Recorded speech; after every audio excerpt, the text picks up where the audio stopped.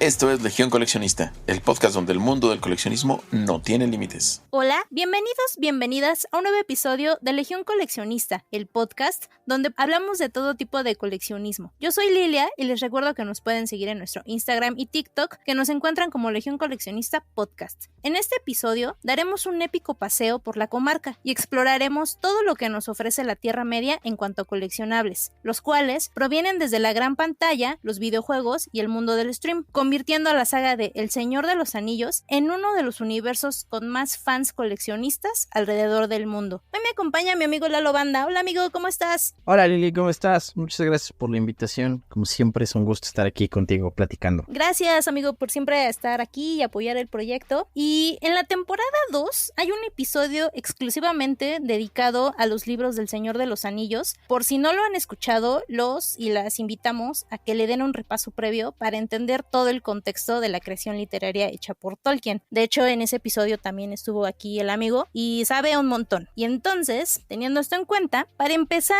vamos a ir, digamos que de lo más grande y conocido que creo son las películas, que para muchos de nosotros fueron la forma en que conocimos a esta saga, la cual ha dejado una huella indeleble en el mundo del cine al mundo del stream, que es lo más reciente. La saga principal del Señor de los Anillos fue adaptada al cine en 3 películas dirigidas por Peter Jackson. Estas películas fueron un éxito comercial y ganaron 17 premios Oscar. Esto provocó que este mismo director dirigiera también unos años más tarde 3 cintas basadas en los libros del Hobbit, que son El Hobbit, un viaje inesperado del 2012, La desolación de Smaug en el 2013 y el año que sigue, La batalla de los 5 ejércitos. Aquí lo interesante es que antes de que Peter Jackson entrara a la ecuación, existe una versión animada de 1978 dirigida por Ralph Bakshi, la cual es una adaptación casi de la primera mitad del Señor de los Anillos, La Comunidad del Anillo y gran parte de Las Dos Torres. Se tenía pensado rodar una secuela que adaptara todo lo que quedaba del segundo tomo y El Retorno del Rey, pero esa secuela jamás se rodó. De estas 7 películas, y tú siendo súper fan, ¿cuál crees que sea la más y la menos coleccionable? Pues mira, ñoñamente tendríamos que empezar esto diciendo Maego Bane, que es bienvenidos en elfo.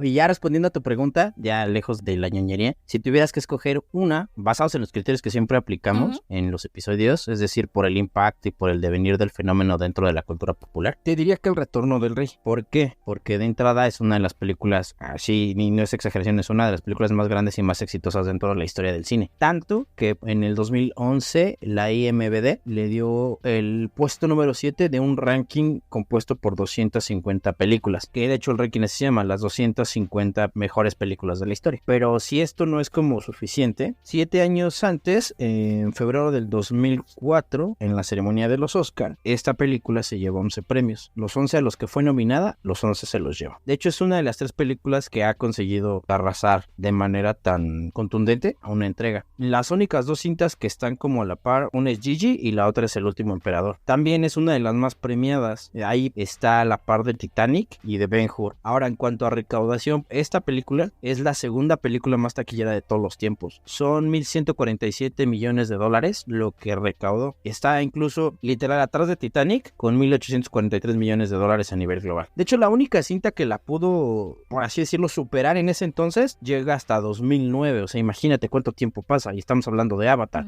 que Avatar se vuela la barda con 2,872 millones de billetes verdes. Luego los Avengers en el 2012 y ya después, cuando se relajó todo más, con Rápidos y Furiosos 7. Digo, aquí lo que no estamos tomando un poco en cuenta es la inflación, ¿no? En los precios del ticket. Pero, o sea, en ese entonces y al día de hoy, así están formaditas. Ahora bien, de la cinta que me estás diciendo de Bakshi, pues bajo ese mismo criterio tendría que estar también aquí. ¿Por qué? Pues porque fue la que hizo todo posible. O sea, muchos de los frames de esa cinta animada inspiraron a Peter Jackson al momento de emplazar las cámaras y de crear incluso la propia versión. Una parte de esta cinta está hecha en rotoscopia, aparte de todo, que es un método que popularizó Disney, ¿no? Y el efecto realista que produce justamente en el cine, pues es increíble. Ahora, para añadirle más puntos a esta, también tenemos una ventaja y es que hoy por hoy esta cinta de Bakshi está disponible tanto para que la compres o como para que la puedas rentar. La puedes ver incluso en línea, pero digo, si eres muy fan, pues la vas a querer. Y fíjate que es un objeto que es bastante accesible de adquirir, ¿no? Entonces también si lo queremos ver desde ese punto de vista, es un buen inicio para que puedas comenzar con una colección fuera de las trilogías de Peter Jackson, ¿no? Y por ejemplo, esta película también tiene entre las voces que hicieron esa versión, está el ya difunto William Hurt, que fue el papá de Hellboy, y está Anthony Daniels, que es C-3PO en Star Wars. Entonces, ¿qué otra cosa te podría decir a favor de esta versión? Pues es lo que, al final de cuentas, es lo que Stanley Kubrick no pudo hacer. ¿No? Stanley Kubrick mucho tiempo quiso hacerla, nunca lo pudo hacer. Y de hecho el guión es un hombre que se llama John Borman. Está bien chistoso eso, porque, o sea, hacer ese guión costó, se supone, en ese entonces $3 millones.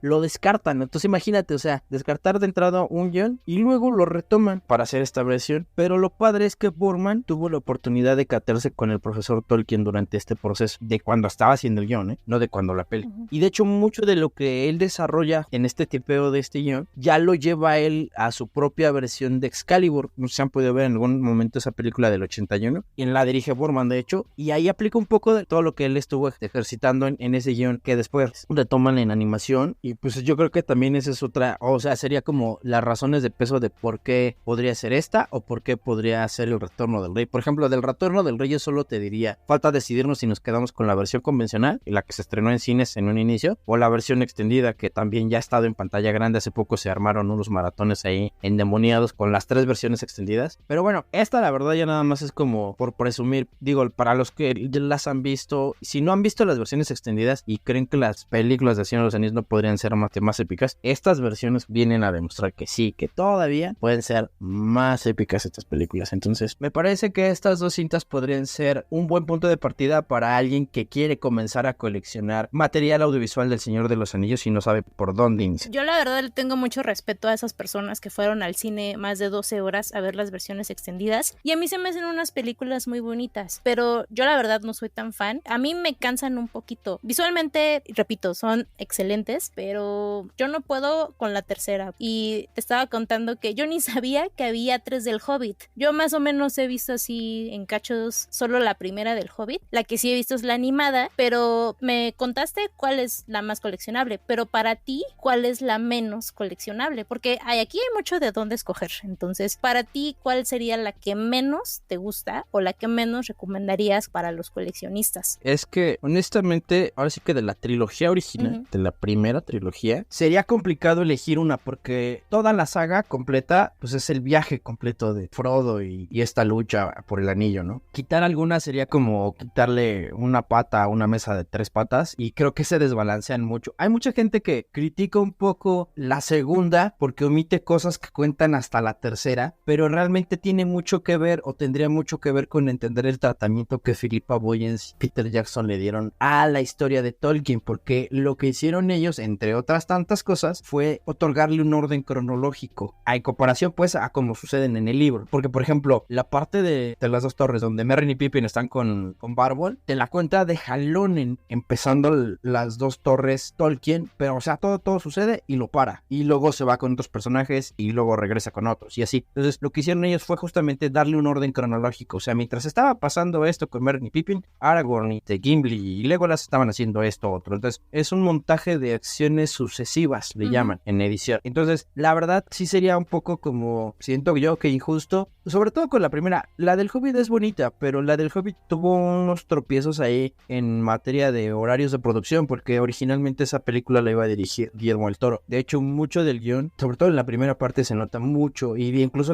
en la creación de los wargos y de los orcos en esa edad, si lo quieres ver así, temprana de la Tierra Media, en la parte en la que Bilbo y Frodo aparecen, son unas criaturas muy distintas a las que presenta Peter Jackson. Entonces eso se nota, pero desgraciadamente él se va por un asunto de agendas y se va a hacer Pacific Rim. Entonces de pronto Peter Jackson estaba trabajando con él en el guión y estaba más como fungiendo como un productor que como lo que acabó siendo, porque New Line Cinema les dice, no, ¿sabes qué? Ya se fue este güey, pero te va a tocar a ti, te sacaste la rifa del tigre y órale, dirígete el Hobbit porque tú ya dirigiste las otras. Y hay por ahí un documental, no recuerdo en dónde lo vi, solo sí recuerdo una parte donde él dice que no se acuerda de cuando filma el final de la batalla de los los 3 ejércitos, justamente por eso, porque él ya se puso en piloto automático y dice que él no se acuerda, dice que hasta la fecha él no recuerda cómo filmó ese final. Y tú ves los videos del documental y él está como ido. Pues a lo mejor si tuviéramos que escoger una malamente, yo creo que podría ser la batalla de los 5 ejércitos. Y también le fue muy mal porque había dicho 3, pero son 5, perdón, la de los 3 ejércitos es la francesa. Le fue mal porque también hay algo que nunca le ha jugado muy a favor a esta saga y son los fans más, pues digamos, los más recalcitrantes, los más racistas, los más misóginos. Hay por ahí un personaje que hace Evangeline Lilly, creo, se llama Tauriel, y ese personaje ni siquiera existe en los libros, pero mucha gente le tira, y hasta la fecha, o sea, hasta la fecha hay gente que hacen memes y ponen al profesor Tolkien ahí diciendo, ¿tú por qué lloras? ¿Y por qué se te rompe el corazón? Porque hay una parte donde ella se interesa por uno de los enanos, sin embargo, pues ese enano, pues le pasa algo, y eso la pone muy triste, para no spoileárselas a los que no lo han visto. Y entonces, de repente ella se pone muy triste y le dice al papá de Legolas, que es Richard Armitage, que es Thorin, es Thranduil, perdón, es Lee Pace. Y le dice, es que cómo me quito este dolor y no sé qué. Bueno, para no hacerles el cuento largo de ese pasaje, eso lo convirtió en un meme y entonces le responde el profesor Tolkien en el meme a Tauriel, pero pues a ti qué te puede doler si tú no existes. Entonces, respondiendo a la pregunta, creo que es a la que menos bien le ha ido y a la que más problemas tuvo en cuanto a producción, porque por ahí la serie, digo, vamos a hablar más al ratito de la serie, pero la serie tiene lo suyo. Pero sí, si tuviera que escoger una, creo que podría ser esa. Es la conclusión de la trilogía del Hobbit, pero yo creo que pues sí, podría ser la menos afortunada, porque aún la otra se salva mucho por Smaug. Por ejemplo, la de la desolación de Smaug, es increíble lo que hacen con Benedict Cumberbatch, que es el que se encarga de darle la gesticulación al dragón. Hacen muy parecido a lo que hicieron con Gollum, y el cachito que sale se roba la película, la verdad. Entonces sí, yo creo que sería la batalla de los 5 ejércitos. No sean fans tóxicos, porque los coleccionables relacionados con estas películas son verdaderamente épicos. Desde las figuras de acción hasta las réplicas de objetos icónicos, hay algo para todos los fanáticos de las cintas. ¿Nos podrías decir cuáles crees que son los elementos más emblemáticos de todas estas películas del Señor de los Anillos en el cine? ¿Y qué crees que sean lo que los coleccionistas buscan con más fervor? ¿Solo el anillo? Yo creo que es aquí donde comienza a ponerse ya interesante porque,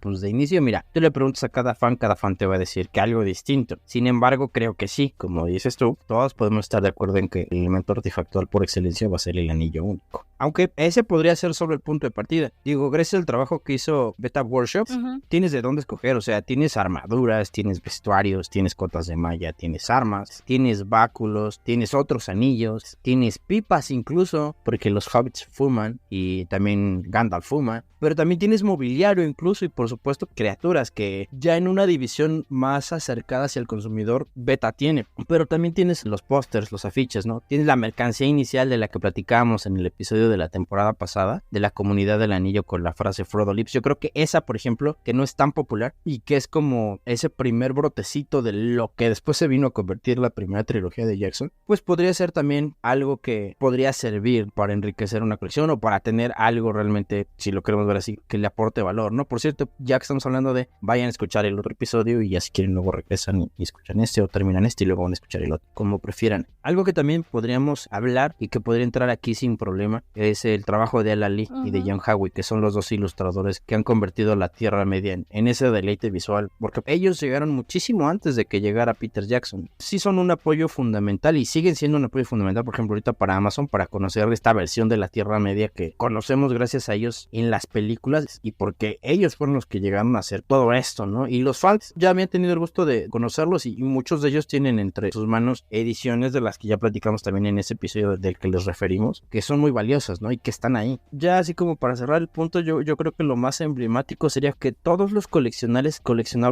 que puedes encontrar hoy por hoy en el mercado van a estar inspirados en este look and feel que vimos retratados en estas dos trilogías. Y dejo fuera la serie porque, como decíamos, es algo que vamos a platicar más adelante, pero todo lo que tú busques del Señor de los Anillos, todo sin lugar a dudas va a conducir a cómo se ven en la película de Peter Jackson, en la que me digas. Ahí sí creo que no podríamos escoger porque ese look and feel tú vas y lo encuentras en una figura, en una capa, en todo lo que les acabo de mencionar. Y con lo anterior pasamos al top del episodio con los coleccionables mejor valorados de la saga hasta el momento. En el número 1, y según los portales nerdable.com y marketrealist.com, uno de los ítems más buscados por los coleccionistas es una máquina pinball valorada en $10,000. Está tematizada completamente en torno a la primera película y esta máquina cuenta con algunas adiciones interesantes que permiten al jugador recolectar almas, evitar al Balrog, enfrentar el ojo de Sauron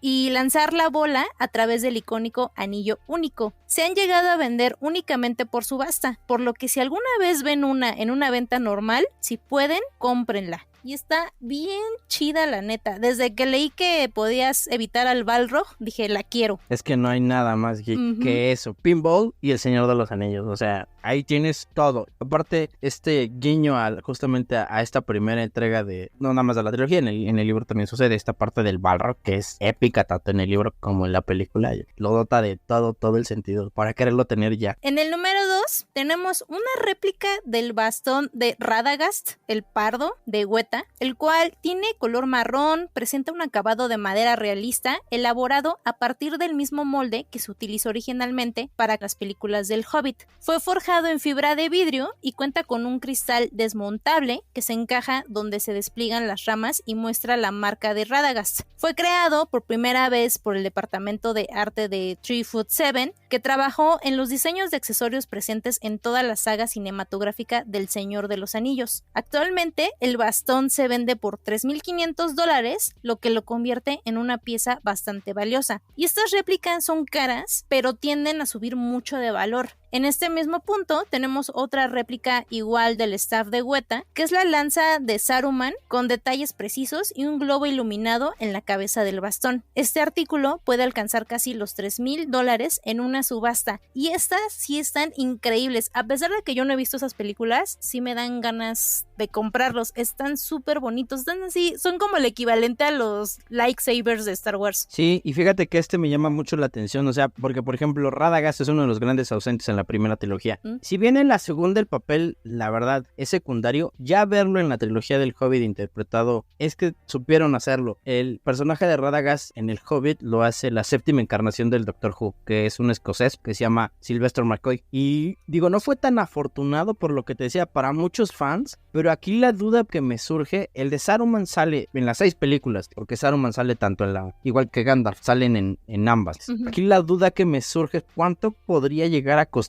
el bastón de Gandalf el gris, con todo y la pipa. Es que Gandalf tiene 2 iteraciones, una es como un mago gris y después cuando se avienta su tiro con el Balrog, regresa como Gandalf el blanco y tiene otro bastón que se llama Thranduil. Y sí, fíjate, no lo había pensado, sí son como los lightsabers de Star Wars, solo que son de madera. Y en el caso del de Gandalf el gris, está bien padre porque en medio tiene como un hueco en donde él cuelga su pipa, porque él también es adepto a la hierba de la comarca, que es lo que fuman los hobbits. Es que estas réplicas prenden y están súper bien hechas y es de lo que leí que es de lo que más va a aumentar su valor en un futuro. Realmente no sé si vayan a hacer más películas o siga la serie y no sé si sea por eso, pero yo sí invertiría en algo así. Es que aparte los de Gandalf, por eso te digo que me llaman la atención, porque están descontinuados. O sea, realmente no sé cuánto cueste. Por ejemplo, tener uno de Radagast está chido, tener uno de Saruman está más chido, pero son los que hay, porque los de Gandalf te lo juro que los busqué, estuve buscándolos. Y si alguien sabe, por favor, díganos en cuánto están en el mercado. No porque me quiera comprar uno, simplemente porque pues, si estos cuestan lo que estamos viendo, pues cuánto va a costar el del mago más poderoso de la Tierra Media. En el tercer punto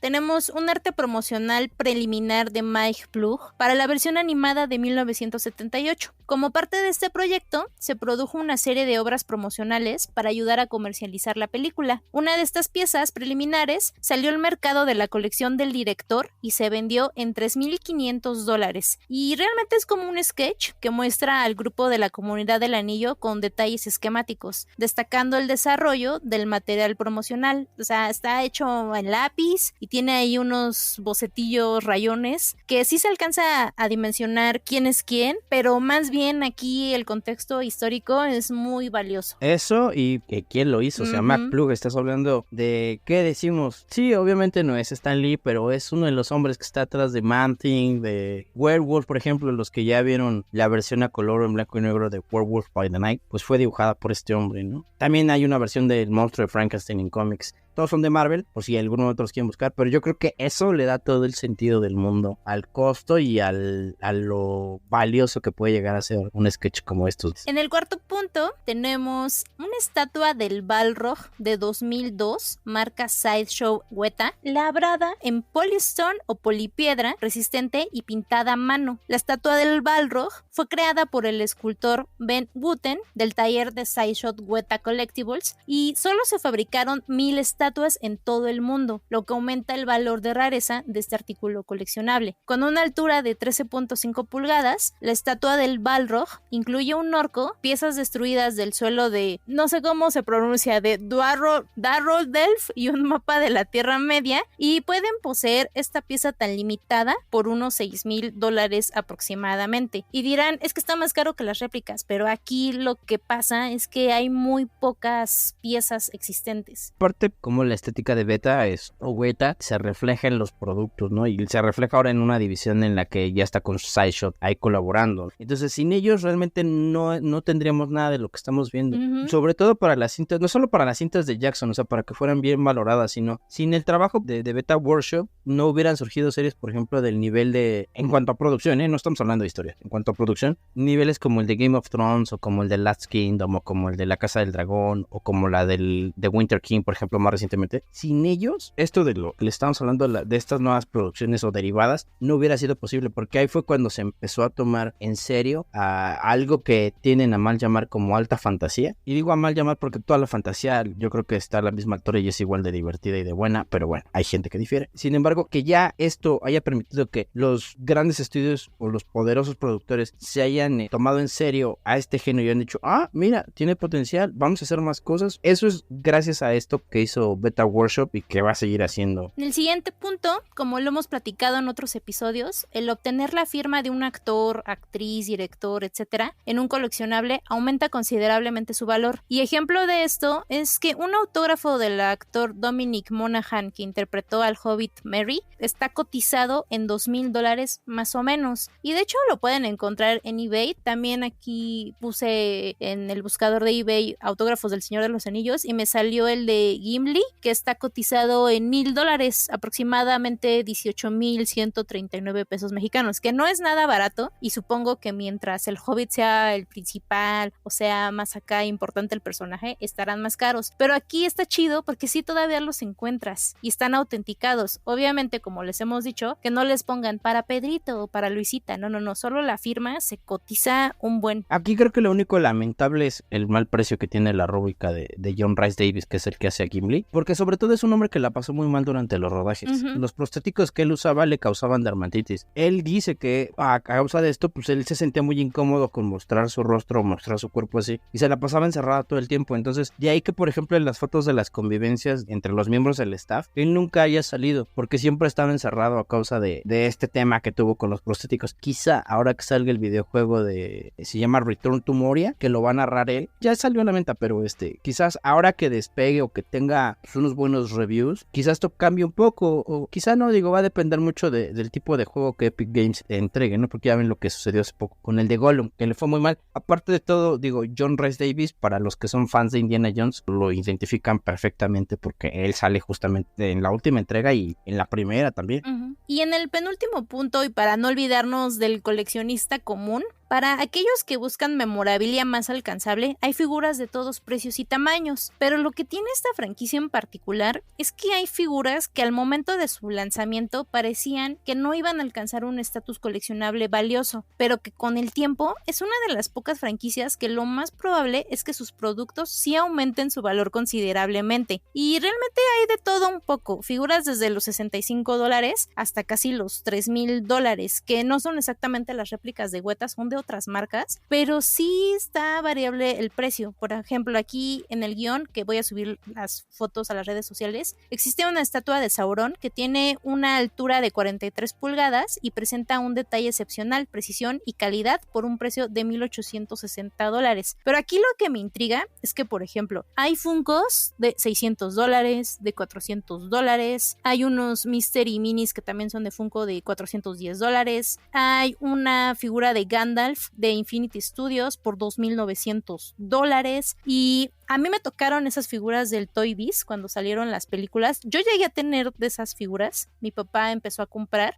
Anécdota rápida, realmente yo nunca fui coleccionista, nunca me llamó, y él como que hubo un momento en que dejó igual de juntarlas, pero hace como unos 6 años las vendimos en línea y la verdad es que sí obtuvimos una muy buena ganancia. Yo soy testigo de que es una franquicia que sí o sí sube su valor. De hecho, en eBay pueden buscar, por ejemplo, un lote de 14 figuras de Toy Biz, está en 4,534 pesos mexicanos, más 2,000 de envío. Digo, viendo que no son los personajes principales, creo que sí pueden obtener muy buen dinero con esta saga. Sí, porque te digo, es una saga que aparte el tiempo la ha tratado bien, no ha envejecido mal. Para muestra la historia en la que está basada, no es una historia, no es muy antigua, pero pues es una historia ya vieja y que siga teniendo la repercusión que tiene a través del material que generó, habla bien, no tanto los fans, pero bueno, al rato platicamos de los fans. Y ya por último, algo que también los coleccionistas han buscado por años es joyería basada en estas películas. Hay una página que se llama noblecollection.com, o si le ponen joyería del Señor de los Anillos les va a salir una que es, sí, una tienda en línea que tiene precios de todo. Quiero pensar que los más caros sí son de oro. Hay unos de $800, el más barato es de $175, y después en la otra página el más barato es un anillo de plata de $79, que la verdad algo que tiene el Señor de los Anillos es que tiene muchos elementos de estos, desde aretes, anillos, de todo un poco, y están bien bonitos, aunque la verdad dudo que duren mucho. Se me hace como que algunos sí son medio bisutería ahí. Hay unas páginas en internet que platicábamos, creo que en el episodio de Coleccionando Cine, de una página que se dedica a la producción única y exclusivamente del anillo único. Y fue la misma empresa que se dedicó más bien en su momento a hacer el anillo que sale en la película. Ellos incluso te venden ya el certificado y todo eso. Entonces, por ejemplo, ese podría ser una buena inversión. Y sí, o sea, anillos hay pues de todo tipo. Y creo que también eso de alguna manera ayuda un poco al bolsillo del coleccionista, porque pues no todos tienen el mismo poder adquisitivo para adquirir a lo mejor una pieza como de mayores calado o de más quilates, ¿no? Sí, me queda claro que el de $800 sí ha de ser de oro, pero no así de super quilates. Ha de ser algo sencillo. Las réplicas que tú nos cuentas sí han de valer miles, pero está bonito. Es una franquicia que te permite coleccionar este tipo de cosas, porque no creo que en Indiana Jones haya joyería, o en Star Wars hay poquita. Entonces esta saga en específico, al ser como muy fantástica, como con estos personajes tan bonitos, sí está chido coleccionar eso. Que ya encontré la página justamente de la que te decía. Okay. La página es de Jane Hansen, que es el taller que se dedica a hacer estos anillos. Y desde la forma en cómo te los envían, que es con un estuche, la verdad, muy bonito, para los que les interese, puede ser una opción. Pero si no, también en Amazon hay anillos desde 400 pesos más o menos, que pueden enriquecer su colección o se pueden dar ese gusto, ¿no? Digo, aquí lo que a lo mejor parezco disco rayado nuevamente es que el impacto del taller de Beta, pues es casi, no, si no todo, por el encanto de la historia. O sea, todo lo que se ha desprendido, de ahí yo creo que sigue teniendo ese buen recibimiento gracias a eso, a que se ve y se siente auténtico, y pues es algo que los fans siempre van a querer, tanto los fans como si te quieres dedicar a generar el mercado con este tipo de productos, ¿no? Y ahora vamos a pasar a la parte polémica del episodio. Vamos a hablar de la llegada de esta franquicia al mundo del stream. En 2022 se estrenó en Amazon El Señor de los Anillos, Los Anillos del Poder, la cual tiene 8 episodios y es visualmente muy impactante. Tiene muy buena producción, pero recibió demasiadas críticas. A mucha gente que es fan no le gustó, pero aquí pasa algo muy curioso, y de hecho hay varias notas en el mundo del internet. ¿Dónde está la mercancía de la serie? Yo sé que tú la viste completa y que te gustó, pero ¿por qué crees que no hay coleccionables aún? Estamos grabando esto en noviembre de 2023 y en serio, no hay nada de figuras o réplicas. Lo único que pude encontrar es un póster de la serie firmado por el cast en eBay, valuado en $500. Y no hay nada, no hay figuras de acción, animación, no hay Legos, no hay nada. ¿Qué pasa ahí? En efecto, no hay nada. Lo único que se hizo, o lo único que hubo por un tiempo, hace como un año, fue el anillo de Gil-galad. Lo hizo una joyería que se llama Into the Fire Jewelry y ellos se encargaron de hecho de hacer algunos anillos para el show. Y fueron puestos de manera previa en su página, tanto en internet como en su perfil de Instagram.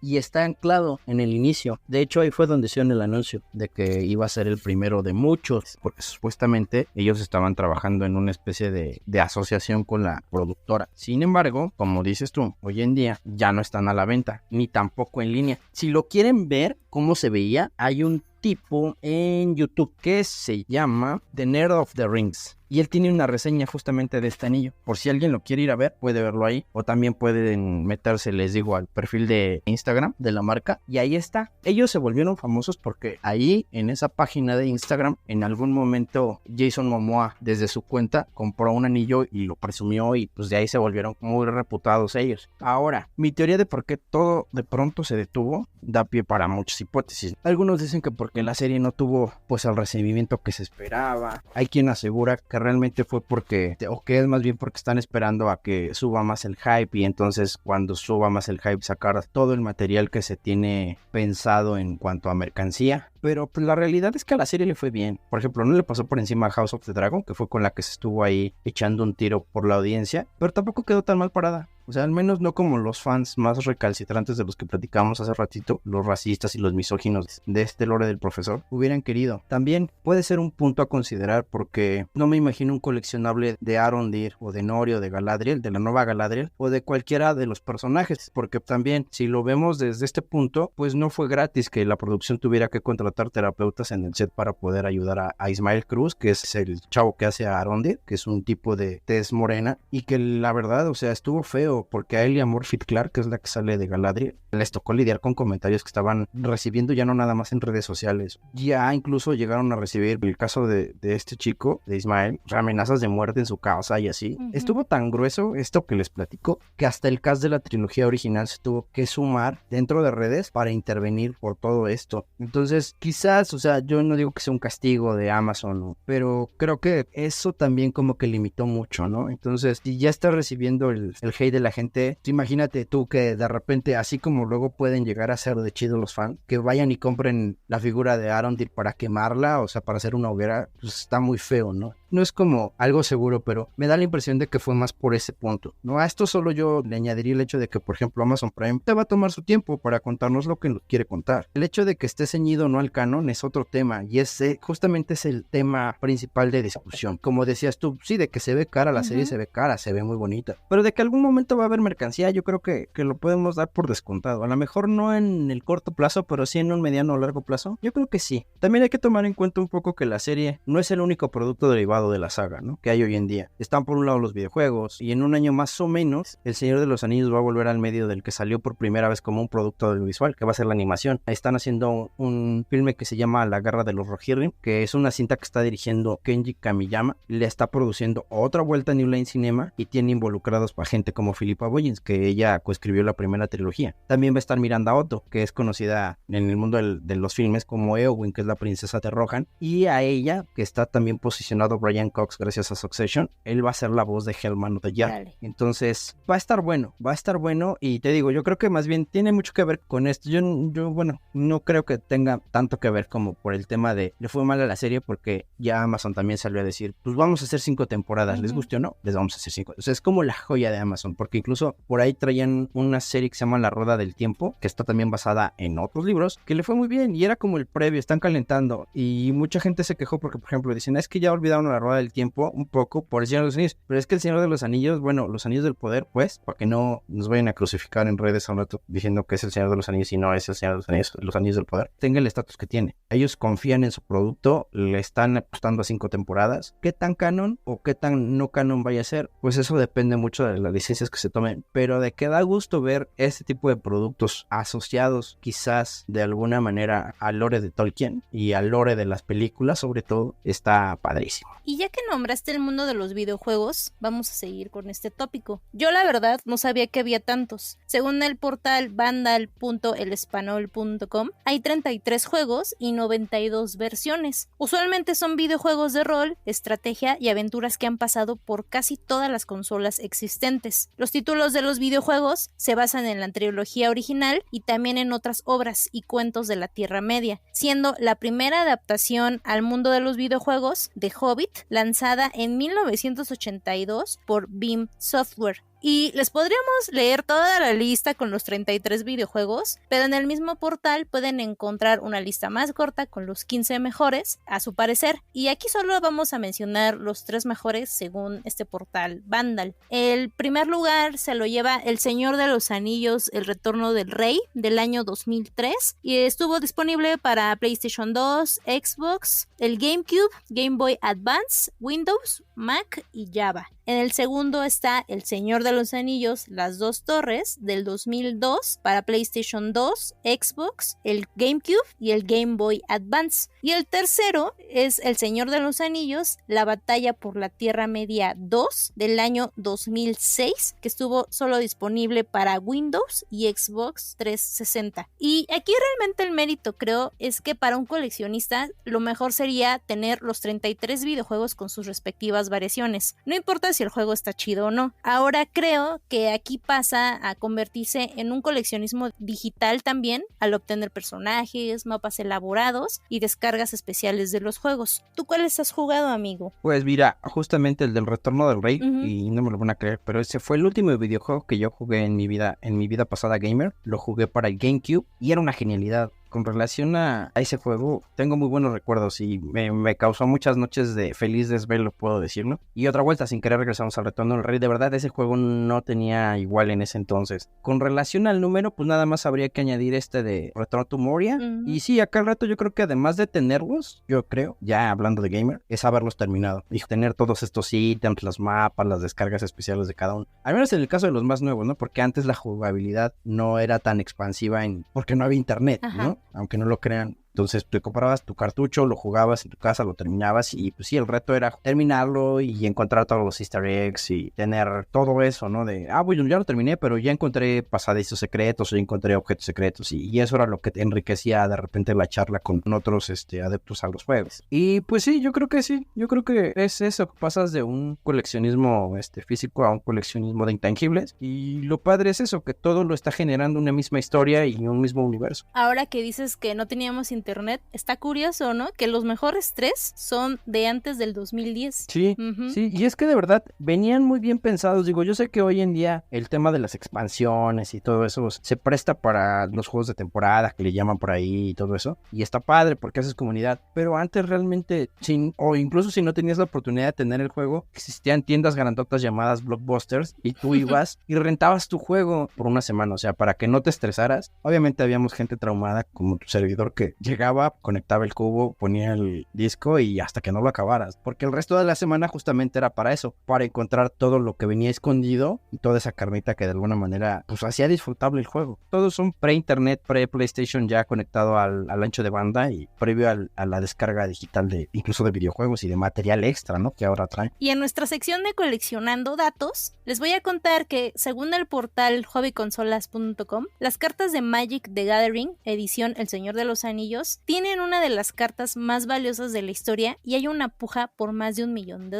Se trata de una carta del Anillo del Poder, pero no una cualquiera, ya que está impresa en papel de aluminio y escrita en la lengua negra de Mordor. La razón de que este pedazo de cartón sea y fue tan cotizado es que solo existía una impresión de esta carta, haciéndola automáticamente la más rara de la colección. Quienes la buscaban incluso compraban las cajas con sobres llamados Collector's Boost hasta en el doble de su precio en tienda. Una tienda en Nueva York llamada Dave & Adams vendió el sobre que la incluía. De acuerdo al portal Sataka, de donde obtuvimos este dato, cuentan que la carta pertenece al primo de un cliente regular de esa tienda y decidió permanecer en el anonimato. Magic the Gathering confirmó el hecho por medio de su cuenta de Twitter o X y circulan imágenes que muestran a la carta graduada con un certificado PSA con calificación Mint 9, la segunda más alta en su tipo con su respectiva protección de acrílico, convirtiéndola en la carta más cara hasta el momento. Y está bien bonita. Digo, no, obviamente no le entiendo, está escrito no sé si en elfo o en la lengua esa negra. La pueden ver ya enmicada, está bien bonita. A mí me llama mucho la atención justamente que el tropo del anillo se haya convertido en una carta, de eso mismo, de un anillo. El anillo es lo más cotizado y ahora la carta del anillo es lo más cotizado, y incluso yo creo que habría que cuidar un poco este tema del completismo y de la ambición y del consumismo, porque ya empiezan a convertir los pasatiempos en algo que sí puede tener después consecuencias lamentables. Se termina complicando, sobre todo por eso, porque si la carta se la queda un chavito, pues obviamente él va a estar feliz, ¿no? Pero no el resto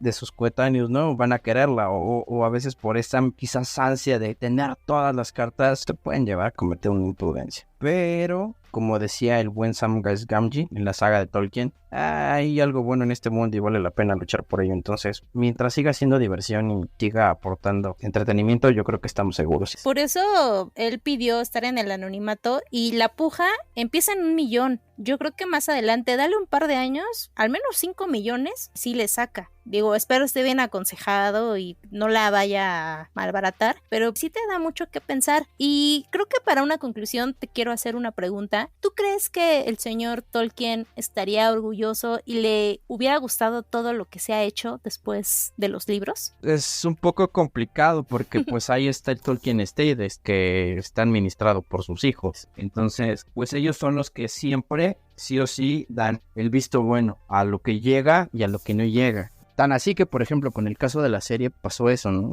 Hasta que ellos no vieron algo poquito como más, no sé si en físico, pero sí ya como un tratamiento más formal. Y de hecho no tienen los derechos completos, ¿no? De Amazon, entonces por eso está haciendo lo que está haciendo. Pero en general sí cuidan mucho que tengan esa esencia que tienen los libros. Entonces creo que habla bien del Tolkien Estate. Me acuerdo que en algún momento Peter Jackson, cuando terminó la última entrega del Hobbit, le salieron a decir, oiga, y en algún momento va a hacer la precuela, el Silmarillion. Y les dijo, pues mire, no depende de mí, depende del Tolkien Estate. Si el Tolkien Estate quiere, pues a lo mejor yo lo haría. Obviamente ya después salió a decir esto que les había platicado al inicio del episodio. Pero hasta eso yo creo que han tratado bien en cuanto a audiovisual. En cuanto a mercancía, pues sabemos de antemano que es parte del negocio del cine, ¿no? Del negocio de las grandes productoras. Es imposible no tener mercancía porque muchas veces si a una película le va mal en taquilla, ahí es en donde pueden recuperar un poco o un mucho, ¿no? Como en el caso del señor George Lucas, que su apuesta con Star Wars fue de, bueno, yo me quedo con las regalías de todo lo que se venda de mercancía. Y ¡pras!, ¿no? Fue un hitazo la película y pues velo en dónde está, ¿no? Digo, ya después se lo vendió a Disney y todo, pero la diversión fue buena mientras duró. Y con Tolkien yo creo que funciona igual. Yo creo que mientras sigan siendo o tratando de reflejar ese espíritu del que él habla en los libros, no tanto de esta eterna lucha del bien y del mal, sino más bien de eso, de saber encontrar algo bueno en este mundo. Digo, no vivimos en la Tierra Media, pero de encontrar algo bueno en este mundo, aferrarse a ello y hacer que prevalezca, ¿no? Porque a fin de cuentas, pues eso es lo único que, más allá de cualquier objeto, pues eso es lo único con lo que te vas a quedar, o con una muy buena historia. Y aparte de todo, también es algo que tenemos que tener en cuenta.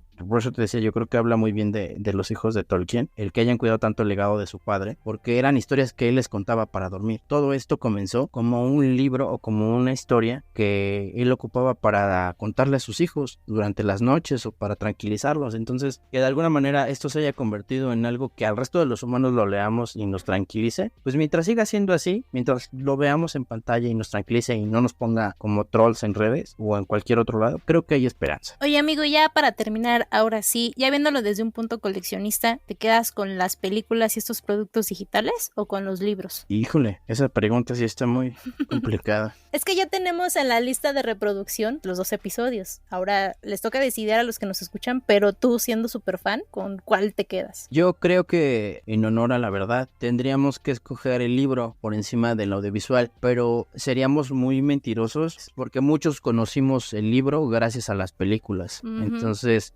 prácticamente, si no hubieran existido esas películas, a lo mejor ese boom que hubo en un inicio en la década de los 70s y los 60s con el Hobbit y con el Señor de los Anillos, no hubiera vuelto a suceder. Y no porque la historia sea mala, sino porque simple y sencillamente, pues había otras cosas. Yo creo que el hecho de que la fantasía llegara y diera este manotazo así en la mesa y dijera, aquí estamos nosotros y esto es lo que llevamos años contando en libros, ¿no? Y no nada más en Tolkien, ¿no? Porque como platicamos en el episodio que le dedicamos a él, pues influenció a mucha gente, influenció muchos productos de los que también hay gente que es súper fan, ¿no? Entonces, sí es complicado. Yo, pues, siendo honestos, tendríamos que escoger el libro. ¿Cuál? Pues hay un montón de versiones. Las juntas, las del centenario, las que quieran. Pero muchos tampoco conocíamos el libro, sino hasta que llegó la película. Entonces, pues siendo congruentes, nos tendríamos que quedar con la película. Pero entonces te privarías de conocer El Hobbit, que llegó muchísimos años después, y que ya cuando llegó justamente a la pantalla grande, muchos ya se lo habían leído porque descubrieron que no nada más era El Señor de los Anillos, Las Dos Torres y El Retorno del Rey, el trabajo que Tolkien tenía sobre la Tierra Media, ¿no? Sino que también tenía El Hobbit, también tenía el Silmarillion, también están los relatos de la Tierra Media, están los apéndices. De ahí es de donde, por ejemplo, muchos están nutriendo Amazon para hacer los Anillos del Poder. Entonces, pues sí, yo creo que me acabo de responder yo mismo a esta pregunta que me negaba a responder. Pues nos tendríamos que quedar con los libros. Sabias declaraciones. Para despedirnos, no olviden seguirnos en Instagram y TikTok. Estamos como Legión Coleccionista Podcast, donde nos pueden mandar las fotos de sus colecciones, comentarios de qué temas quieren que hablemos, etc. O nos pueden seguir por favor en Spotify, YouTube Music y Apple Podcast. A mí me pueden seguir en Twitter o X y Threads. Estoy como @liamx7. Y amigo, tus redes, por favor. A mí me pueden encontrar en todos lados como el Lalo Banda. Twitter, bueno, X, Facebook, Instagram, TikTok. Allí estamos, como siempre les digo, listos para leerlos y para recibir los reclamos si cometimos alguna imprecisión. Gracias por acompañarnos. Nos escuchamos la próxima semana. Bye. Namarie. Este fue el podcast de Legión Coleccionista. No olvides seguirnos en nuestras redes sociales. Hasta la próxima.